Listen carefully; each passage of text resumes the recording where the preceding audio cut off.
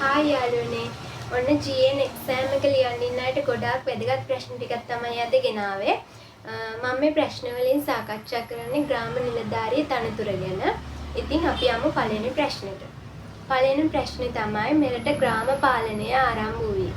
මෙරට ග්‍රාම පාලනය අනුරාධපුර යුගයේ ඉඳන්ම තිබිලා තියෙනවා. අනුරාධපුර යුගයේ පණ්ඩුකාභය රජතුමාගේ කාලේ ඉඳන්ම ග්‍රාම පාලනයක් තිබිලා තියෙනවා. පණ්ඩුකාභය රජතුමා කියන්නේ කවුද කියලා ඔයාලා දන්නවනේ. පණ්ඩුකාභය රජතුමා කියන්නේ ලංකාවේ ප්‍රථම වැව ඉදි කරපු රජතුමා. ඒ වැව තමයි අබේ වැව හෙවත් බසවක්කුළුම වැව. හරි. ඊළඟ ප්‍රශ්නේ තමයි අනුරාධපුර යුගයේ ගම්පාලකයා හැඳින්වුවේ කුමන නමකින්ද? ගමික කියන නමකින් තමයි හඳුන්වලා තියෙන්නේ.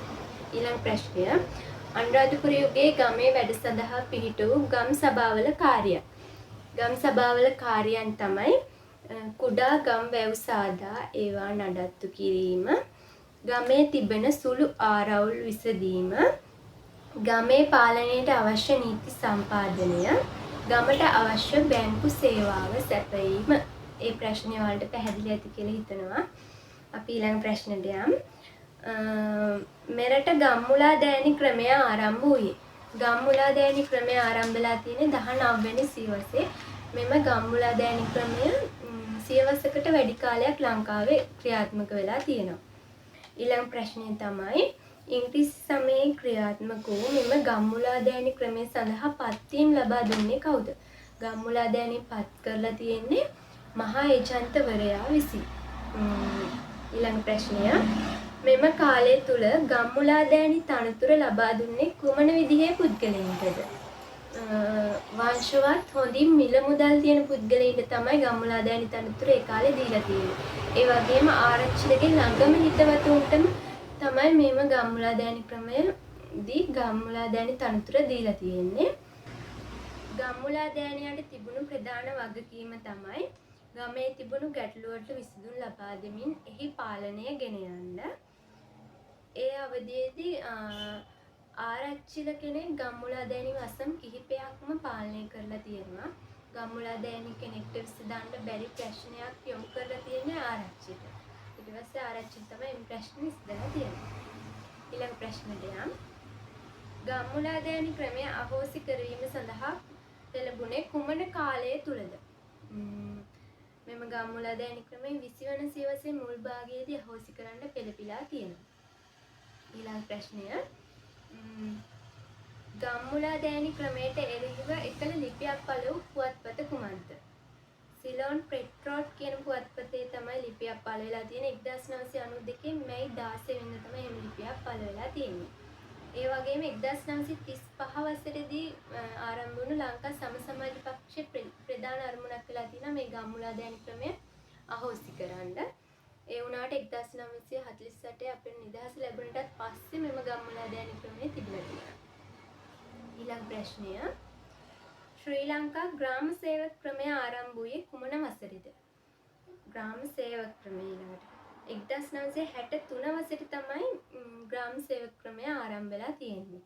එතකොට ග්‍රාම සේවක වසම් තිබිලා තියෙනවා 3669.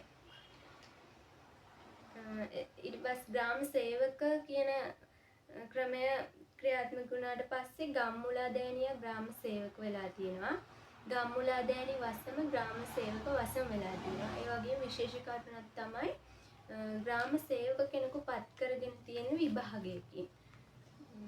හරි අපි ඊළඟ ප්‍රශ්නෙට යමු.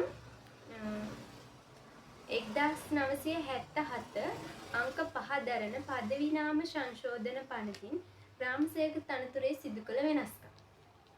දැන් ගම්මුලා දෑනි ග්‍රාම සේවක වුණා මේ පනතින් මොනවද කළ දෙන්නේ කියලා බලමු. එතෙක් පැවති ග්‍රාම සේවක නම් නාමය ග්‍රාම සේවා නිලධාරී කියලා වෙනස් කරලා තියෙනවා.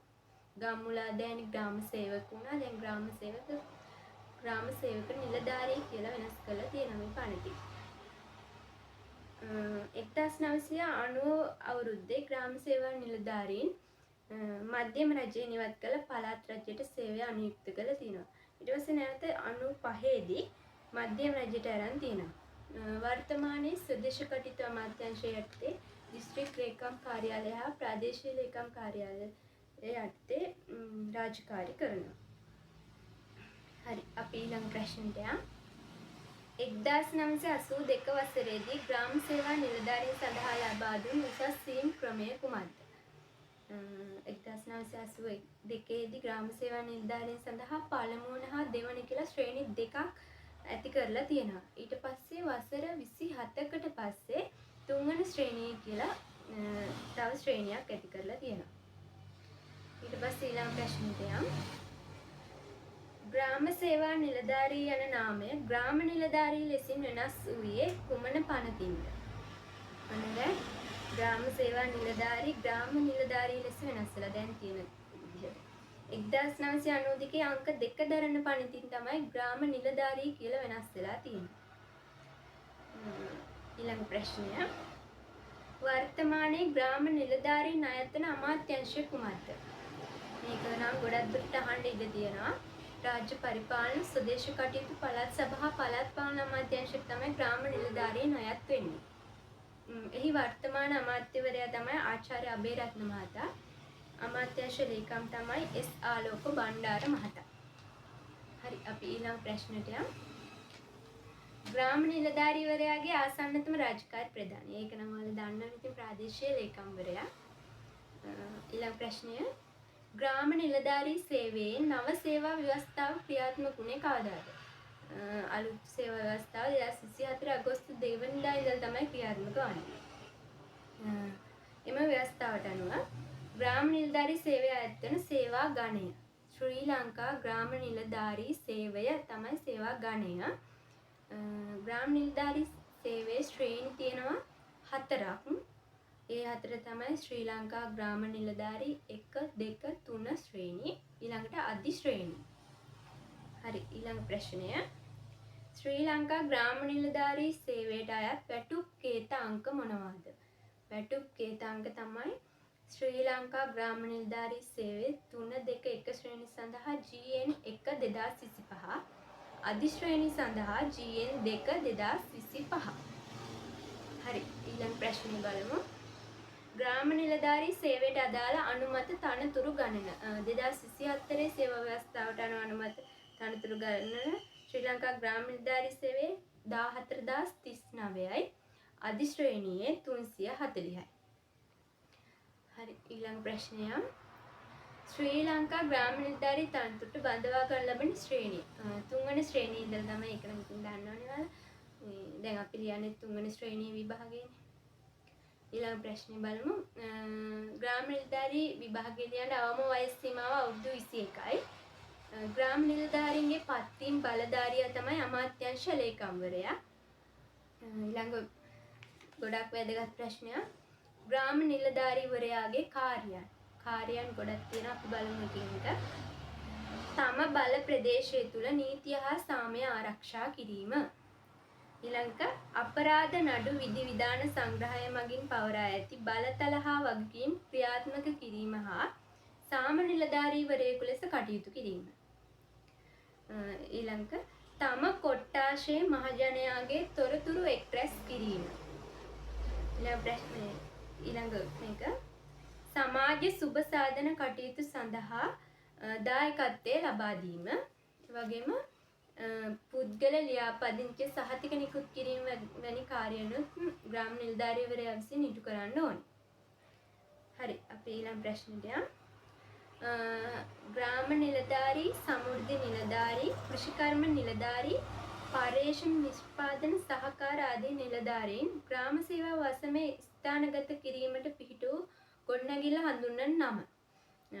එම ගොඩනැගිල්ල හඳුන්වන සියල්ලටම පොදු ගොඩනැගිල්ල සේවා පියස. ඊළඟ ප්‍රශ්න බලමු.